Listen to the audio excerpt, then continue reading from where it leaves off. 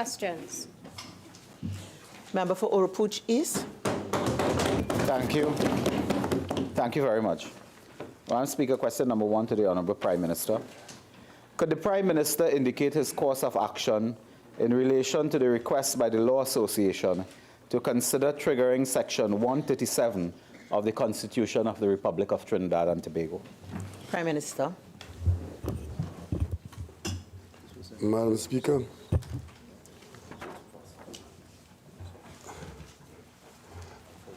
decency would have dictated that this question be a little delayed. The vote at the Law Association took place last night, I think, and I'm now being asked what action I intend to take. Madam Speaker, I have no matter in front of me at this time, and therefore I have nothing to report on. Supplemental question, member for Oropouche East. Thank you very much for the comprehensive reply. Could the Prime Minister indicate, in light of his knowledge of what is in the public domain already, whether or not he will venture to say what he proposed to do in the circumstances where knowledge is in the public domain? Prime Minister. Madam Speaker, that might be the way some of my colleagues in this House would conduct public business. But I have a lot of knowledge about a lot of things. This is a serious constitutional matter. And I don't know that I'm being asked to take action on something on some knowledge in the public domain. Madam Speaker, I do not intend to run the business of the people of Trinidad and Tobago in that manner. Supplemental. Member for Oropouche East. Thank you very much. With regards to the response of the Prime Minister, could I therefore ask the Prime Minister whether the Prime Minister can make a commitment today that he will attend to this matter with the alacrity and urgency that it deserves? Prime Minister. Madam Speaker, the commitment I made to the people of Trinidad and Tobago was made right here in this place, in my oath of office, to act without fear or favor, without malice or ill will. I have no other commitment to make to the member for Oropouche West or any other person in this country. Member for Caroni Central. Thank you very much, Madam Speaker.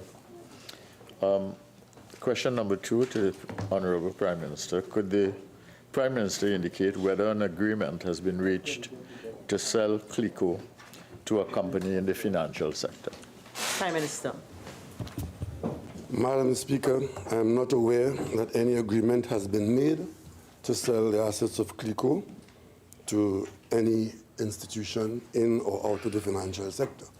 What I do know, Madam Speaker, is that the central bank, the authority in control, had open discussions with Sagico with respect to the asset base, the sale of those, the relevant assets.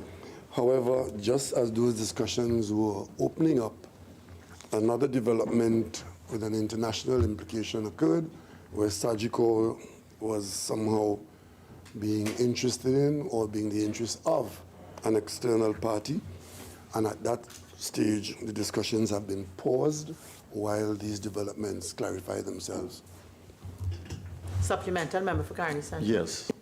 Prime Minister, would Sagico be the only company which is engaged on this matter if the pause is lifted in a future discussion? I could not respond to that at this time, Madam Speaker, because the circumstances would be determined by the central bank in the appropriate fashion. Supplemental, member for Caroni Central. Are you saying, Prime Minister, that this matter will be attended to solely by the Central Bank of Trinidad and Tobago? Prime Minister.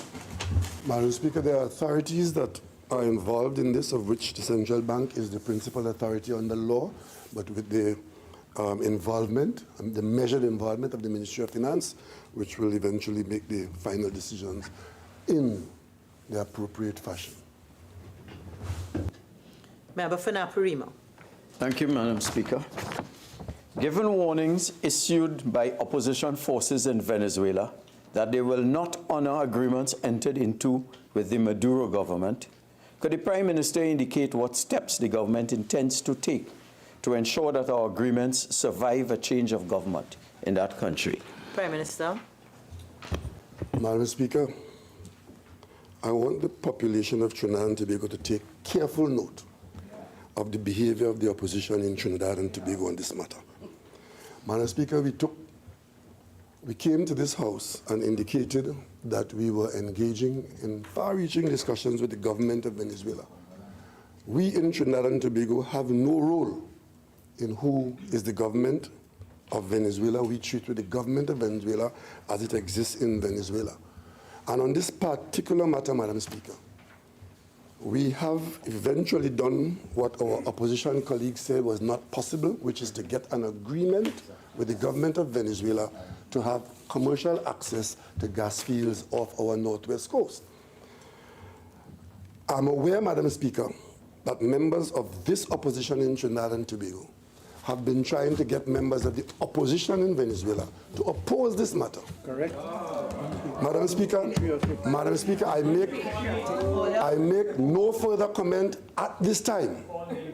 But Madam Speaker, after a year and a half of the successful conclusion of this international agreement, lo and behold, one individual from the Venezuelan opposition comes to Trinidad and Tobago to say that the agreement may not be honored.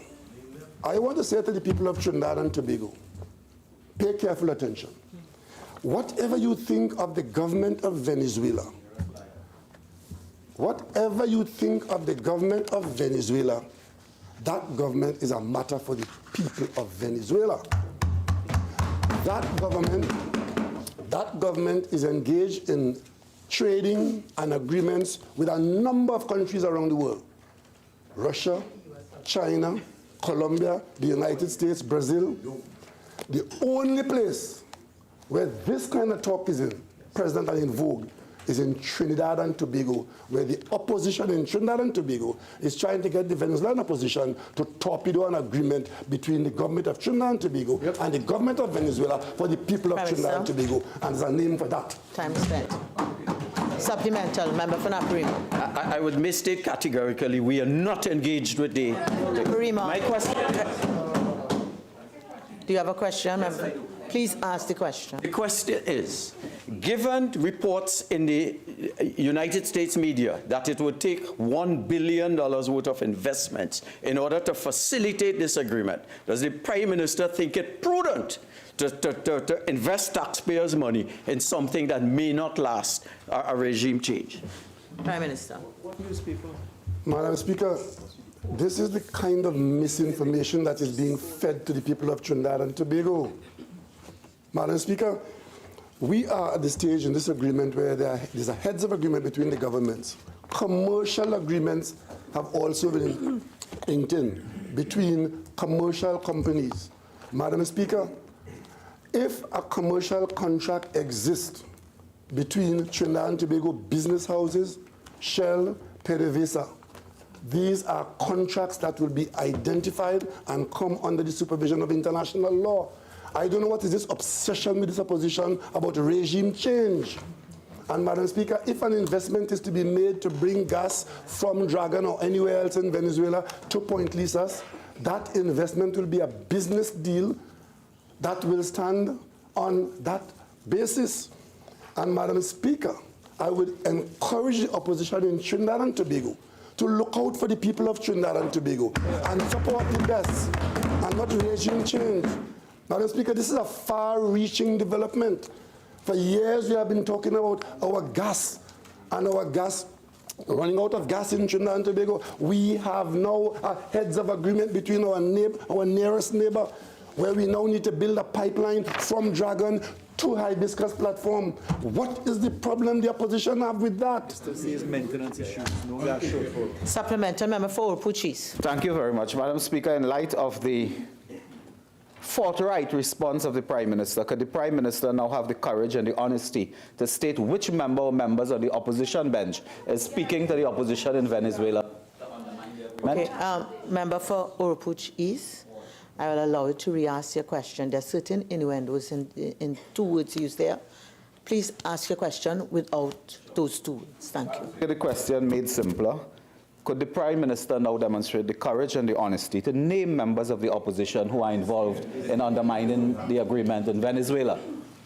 Again, I didn't say the two words. I expect that everybody in here is honest.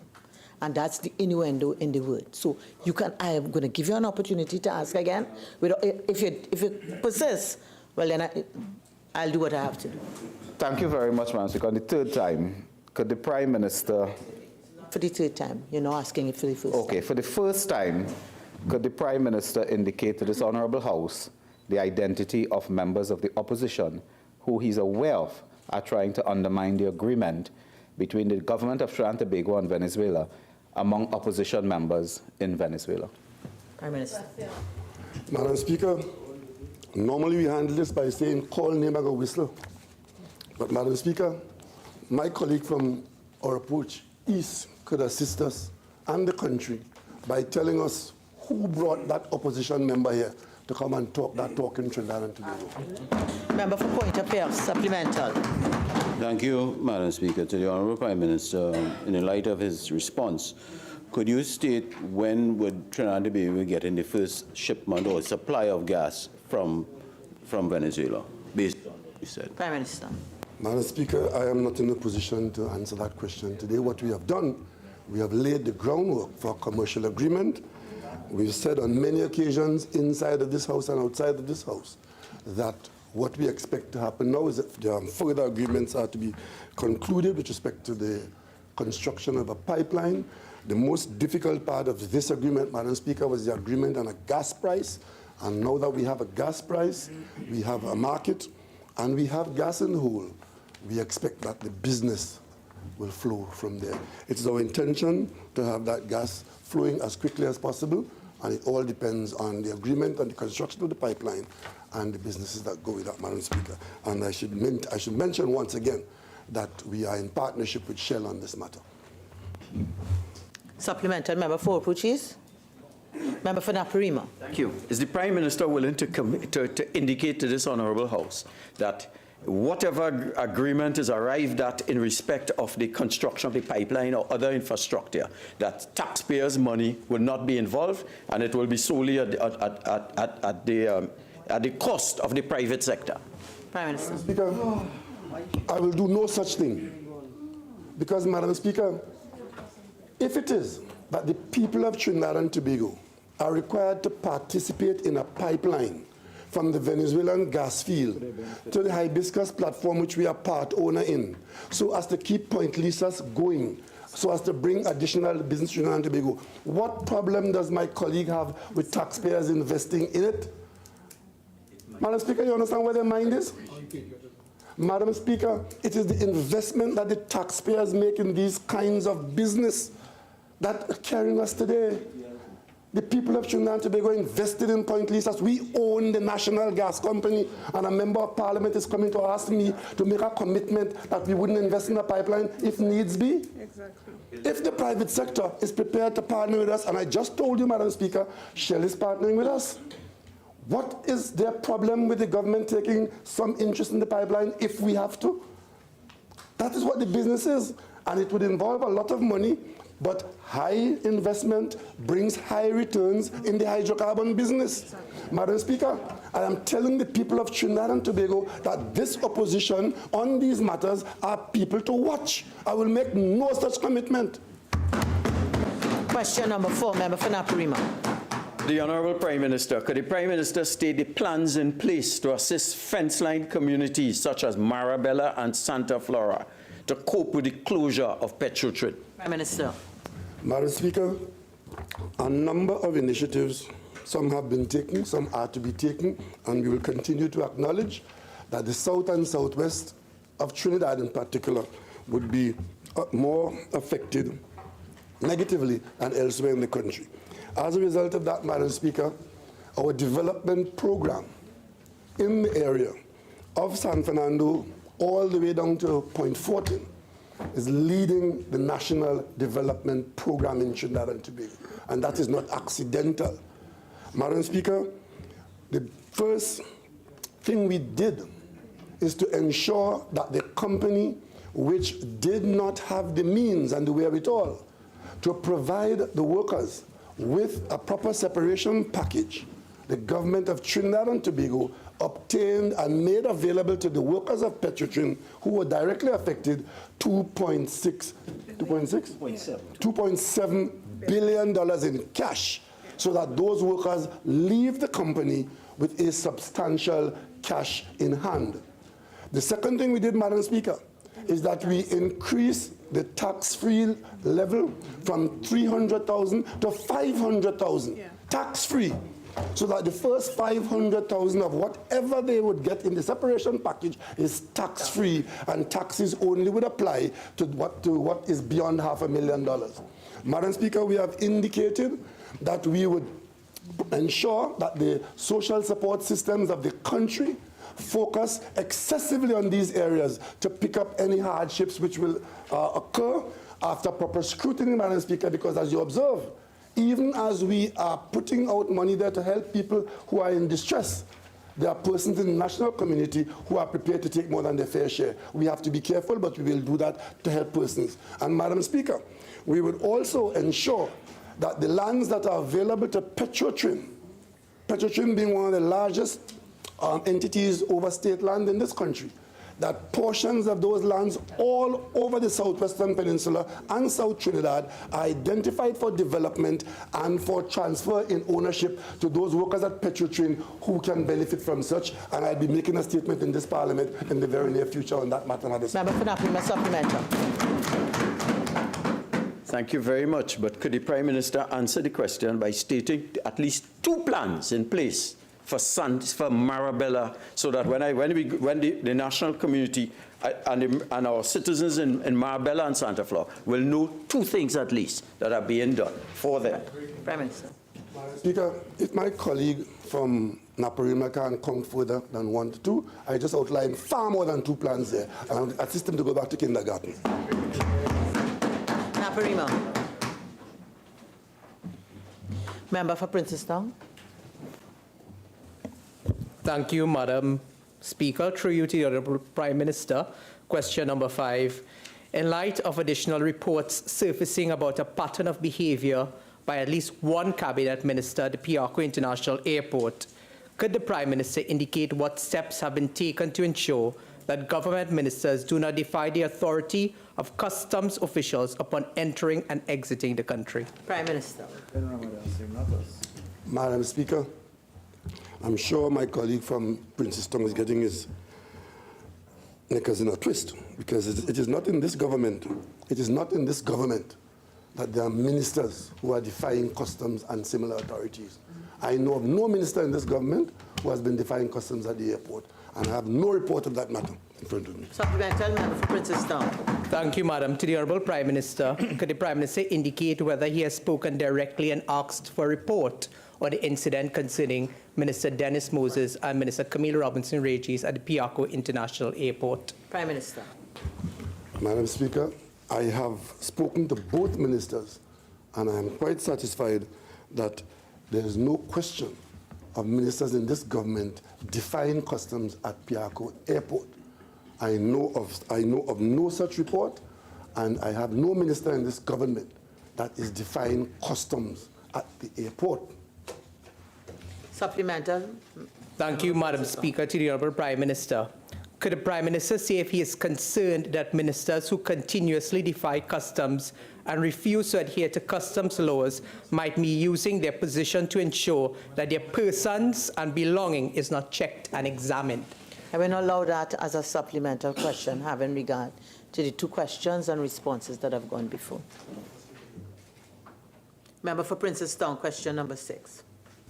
Thank you, Madam Speaker. Question number 6 to the Honourable Prime Minister. In light of the devastating floods that hit South Trinidad recently, could the Prime Minister indicate how many persons have received their grants up to this time? Prime Minister. Madam Speaker, the relevant ministry has received 186 assessment forms on November 21st and 23rd. 136 forms were received on the 28th, Both sets are being verified and by the Ministry of Social Development, which is liaising with the Ministry of Finance, so that the qualifying applicants in that package will receive the published assistance that would be made available. Supplemental, Member for Princess. Thank you, Madam Speaker. Is the Honourable Prime Minister saying that up to this time, no one has received grants coming out from those floods? Prime Minister. I have said no such thing. I spoke about the number of assessments, and Madam Speaker, I am not at this moment available to tell, I'm not in a position to tell him how many, but I do know that the process is well underway, and those are the numbers we're dealing with. Member for Princess. Thank you, Madam. Could the Honourable Prime Minister say whether he is aware that persons have still not received their grants since Tropical Storm Brett in the areas of Penal, Davie, Barrackpore, Princestown, Naparima, Urupuch East, Urupuch West, Separia? I will not allow that as a supplemental question. Member for Karen East. Prime Minister, would you indicate whether there have been or has been any investigation into the 45 million reported overpayment in the flood relief? Prime Minister. The matter is being actively investigated by the competent authorities. Member for Urupuch West. Madam Speaker, on behalf of the member for Urupuch West, Honourable Prime Minister, question number 7. With regard to the Prime Minister's comments at a public meeting in Marabella, indicating that the Petrotrin workers would be taken care of, could the Prime Minister indicate the plans for the fired Petrotrin workers? Prime Minister.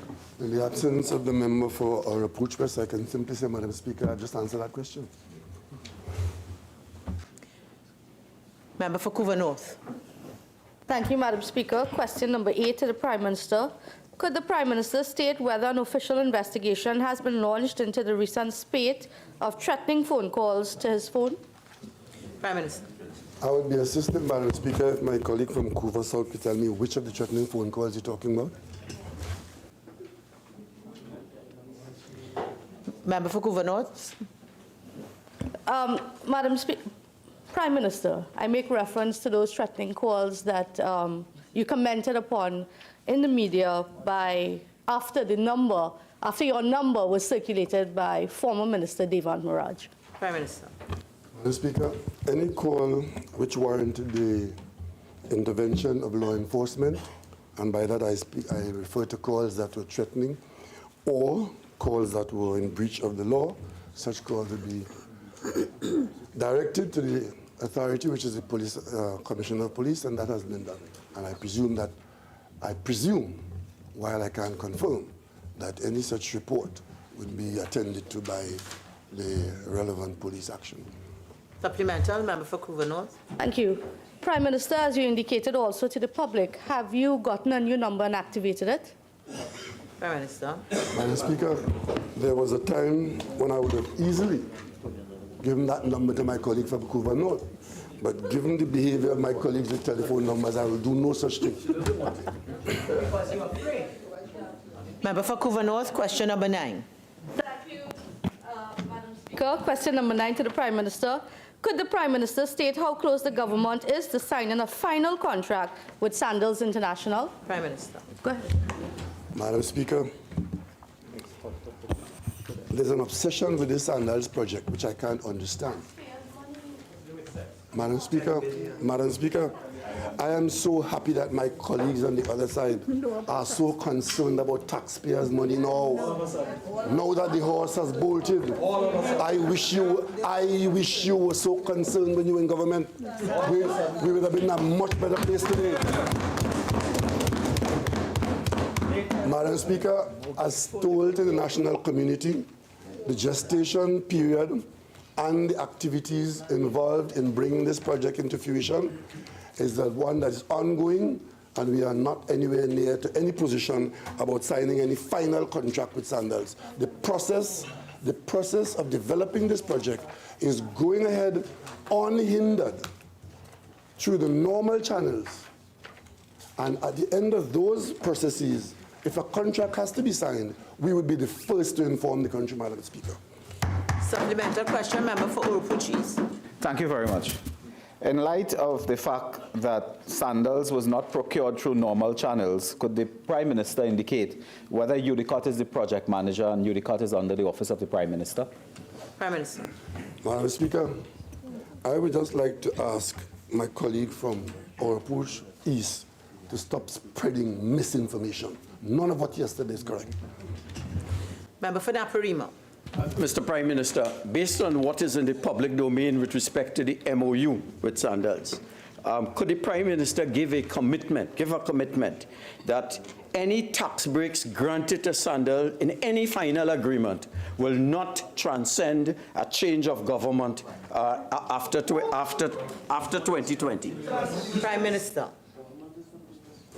Madam Speaker, I am confused again, and I would like to ask my colleague to clarify the question before I try to answer it. Is the Prime Minister binding future governments to tax concessions in any negotiation?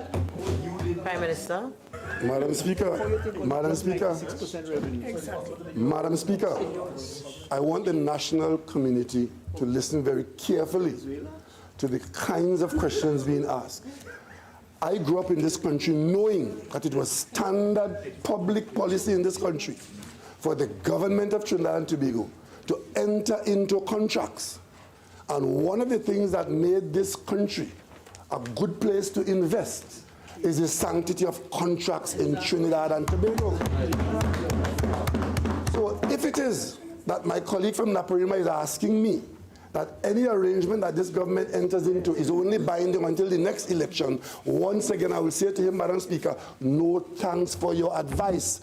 The people of this country for decades have given all kinds of tax breaks to all kinds of businesses that transcend governments over and over. Where all you come from with this now? Where? There was an IDC in this country, Madam Speaker, that existed expressly for giving concessions to business investments in this country. All of a sudden, we have said not a word about what any tax breaks that will be given, except to say that we are giving Sandals, nothing of that nature. Sandals would be a project manager of a business owned by the people of Trinidad and Tobago, and whatever we give to that project, we give to ourselves. Why is that so hard to understand? But I'll tell you finally, if a contract is required to facilitate that through appropriate tax breaks, the government of Trinidad and Tobago will have no hesitation in doing it for the people of Tobago and the people of Trinidad and Tobago. Member for Caroni East. Could the Prime Minister indicate whether the office of UDICOT is under the Prime Minister's office? It does not. Wasn't such a question. Such a question was already asked by the member for Urupuchis. Member for Naparima. Is the Prime Minister aware that almost every Caribbean government, Antigua and Barbuda, St. Lucia, have problems with agreements with Sandals engaged in and finalized, which give excessive tax breaks? And are you mindful? One question. Prime Minister. Madam Speaker, I noticed that he didn't call Jamaica and Bahamas and the US. Madam Speaker, whatever arrangement we make in Tobago, if we come to the point of making an arrangement, the only commitment I can give to the people of Trinidad and Tobago is that this government will make an agreement in the best interest of the people of Trinidad and Tobago.